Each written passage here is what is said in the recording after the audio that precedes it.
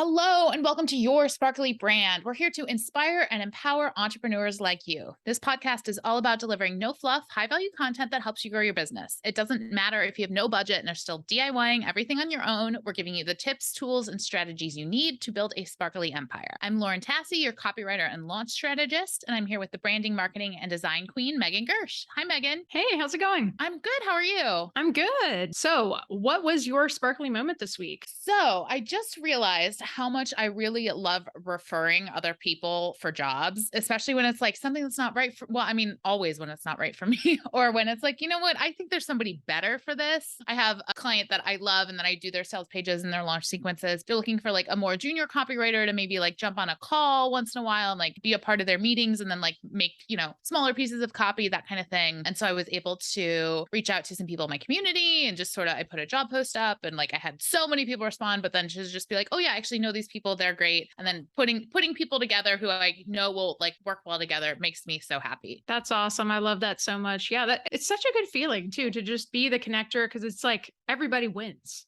Yes, exactly. What about you? So I've been spending some time this week to update one of my lead magnets. And the reason for that is kind of twofold. So as you know, I've been kind of working through some of my business coaching. And so one of the suggestions that one of my coaches has made is like, when you're giving a freebie, it really should be a robust tool or resource that can really help somebody through a problem. And it's like the examples that she was giving gave me some ideas around how to improve my existing ones. Like I basically have just been offering a website checklist, and it's helpful. Like it provides the value, but this is the second reason, like as I've created so much content over the past couple of years, like I just have so much more value that I could be bringing to those freebies. And so like, linking to specific like longer form content, like episodes of this podcast, or like adding trainings in there where it's like, if you want to go a little bit more in depth on any of these points, you can do that purely by me like providing those resources for you. And so it's almost like this idea of like you build up this whole content bank and you can use that to build trust with customers a little bit faster through your freebies. So that's what I've been working on this week. I think it's just been like a really eye-opening experience to kind of work through that. So it's been good. It's been like a week of growth, and it feels good, That's great. You know what? I feel like the nugget in there is like, it's better to go back and improve your existing freebies than to like create new stuff all the time. Like have those couple of things and always make them better instead of just like, I need another thing. I need another thing. Yeah, absolutely. So this week we are back with part 2 to our deep dive into brand archetypes. So if you haven't listened to the previous episode, hit pause here and go back and listen to that episode first, because we're jumping right back into the second half of the archetypes. The third category of archetypes is those that leave a legacy. And so the first one is the outlaw, right? This person doesn't like the status quo. They want a revolution. They're here for change and independence, and they're against conformity and servitude. They're disruptive, rebellious, and combative. It's brands like Harley Davidson and Virgin Airlines, Virgin Records, Virgin, all of the Virgin portfolio. It's a character like Captain Jack Sparrow from Pirates of the Caribbean. You'll see it in industries like clothing for sure, machinery, automotive, that kind of thing. So the next archetype is the magician. So these are brands and people that love transformation. They have the vision. They love discovery. So they really value mysticism, a little bit of magic.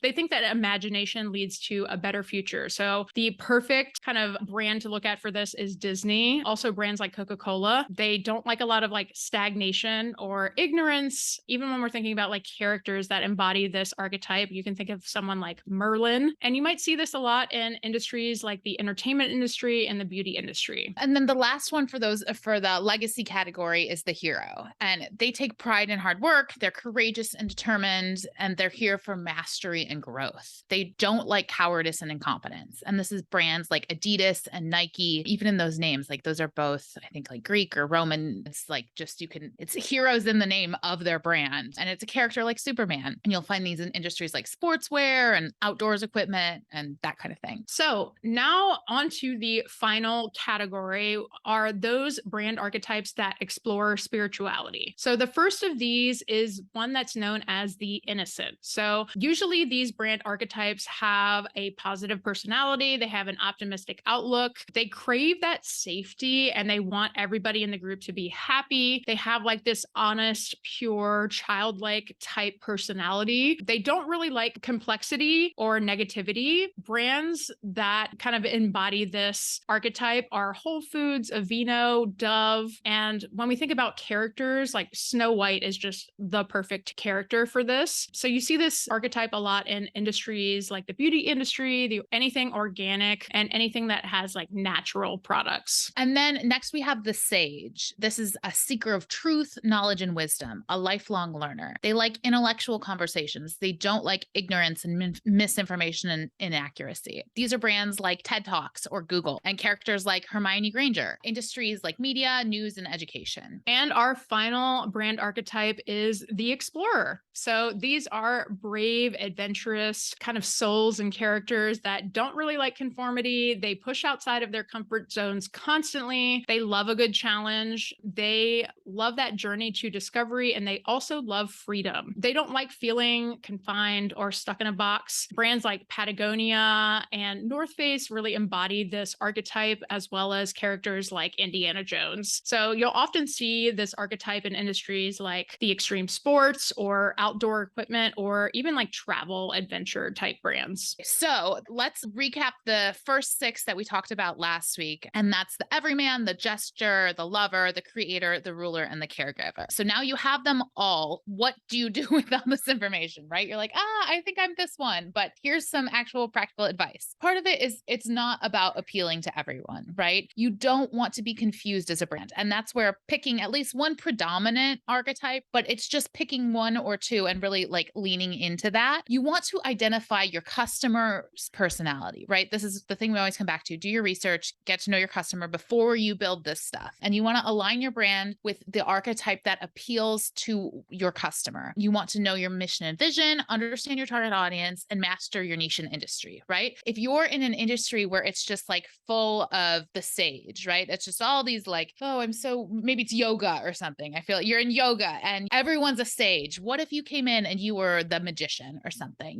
That's where you can really stand out and become different in your industry by playing with these brand archetypes. Absolutely. And I think it's really important to remember that you can have, like you said, a mix of archetypes. So maybe your core archetype really embodies about 70% of your branding. And then the other 30% you pick almost like a secondary. So you and I kind of talked about our personal brand archetypes in the last episode. You said you were the creator and there was one other one. What's the other one? Are you still feeling that way? I think my other one is the magician. And I really value kind of like the imagination portion of it. I really value the, like really going above and beyond for clients, like really having that like wow factor, that kind of like how did she do that? Like, that's crazy. You just like got inside my brain and just like read my mind. Like, I really like that part of my brand. And I just really connect with that. So yeah. What about you? So, a couple years ago, before I kind of like leaned into who I was a little bit more, I would have said the sage, right? I'm a little bit jester and a little bit the sage, but sort of going through this again, it makes me realize that I don't think that's where I stand as much anymore. And I think I've sort of embraced either the magician or the explorer, right? The pushing boundaries and getting outside your comfort zone. I think especially like with my voice and the types of copy I write for clients, they come to me to be the explorer, to do something different, more so than for that like guiding and knowledge, which I do. And I think it's a part of it, but I don't think that's something I'm going to lean into as much anymore. That makes total sense. So now we want to know, what is your brand archetype? This is our Speak Your Mind question for the week. This is if you're watching this on YouTube, if you're seeing a clip on social media, if you're listening on Spotify, go and let us know. We're going to check in shortly and give you some feedback on all these questions. We've shared our brand archetypes. Let us know, what's your brand archetype? And that's our episode. Just remember that brand archetypes go beyond just selecting your characteristics. You really have to dig into that personality and that tone of voice and really embody what that means for your brand. So be consistent, build a character, and then tell your story. Thanks so much for listening. Until next time, stay sparkly.